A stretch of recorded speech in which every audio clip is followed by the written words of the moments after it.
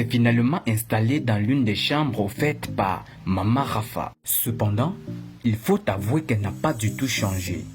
On dirait qu'elle s'est complètement foutue de la gueule de cette dernière. Elle défile dans toutes les boîtes de nuit. À longueur de journée, Emily est à la recherche de toutes les nouvelles vidéos pornographiques et toujours accompagnée d'une bière. Elle reproduit par la suite toutes les scènes vues dans ces vidéos et toute seule, c'est-à-dire elle pratique de la masturbation. Son sourire dit tout. Elle s'y plaît. Maman Rafa, la femme au grand cœur, quant à elle, a été convaincue qu'Emily avait effectivement changé après leur dernière conversation. Alors, s'il advient qu'elle se rende compte que cette dernière est calée sur sa décision, celle de mener sa vie comme bon lui semble, va-t-elle continuer de la garder chez elle tout en la convainquant de suivre le chemin de la vérité qui est Jésus-Christ jusqu'à ce qu'elle prenne conscience? Ou alors, va-t-elle lâcher prise? Vous vous posez sûrement la même question. La seule chose que je peux dire, restez concentrés. Emily, pardon, j'ai besoin de ton téléphone, c'est urgent. Pardon. J'ai pas dit que je au bout de tout à l'heure, pardon. C'est très urgent, pardon.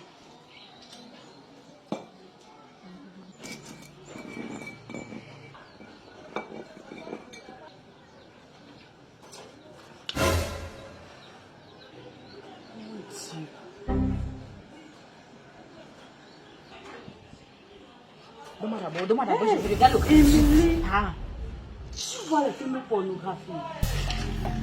Regarde-moi d'abord. Regarde-moi.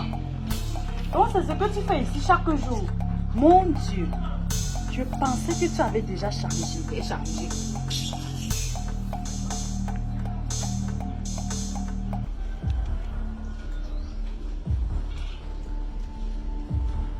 Je vois même ici comment tu es en boîte de nuit. C'est quel genre d'habillement ça? C'est toujours toi, maman. Hey! Émilie, tu te masturbes aussi. Et tu filmes. Seigneur Jésus. Mets-toi d'abord comme ça. Assois-toi bien. Je pensais que tu avais changé. Donc tu es venu me voir l'autre jour comme ça. Tu pleurais même. Tu jouais seulement avec mes émotions bien. Ça c'est du jamais vu. Émilie, sache que même la bière que tu buvais tout à l'heure là, voici ça. J'ai vu. Tu pensais m'avoir caché ça, j'ai vu.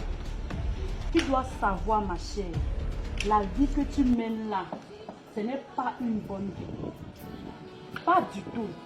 Ce n'est pas une bonne vie. Et la pornographie, la masturbation, la boisson, ce n'est pas une bonne vie, ma chérie. Je vais toujours te parler du Seigneur Jésus. Donne ta vie à Jésus, ma fille. Donne ta vie à Jésus. Est-ce que tu me comprends? Donne ta vie à Jésus. La parole de l'Éternel est dans le Galates 5.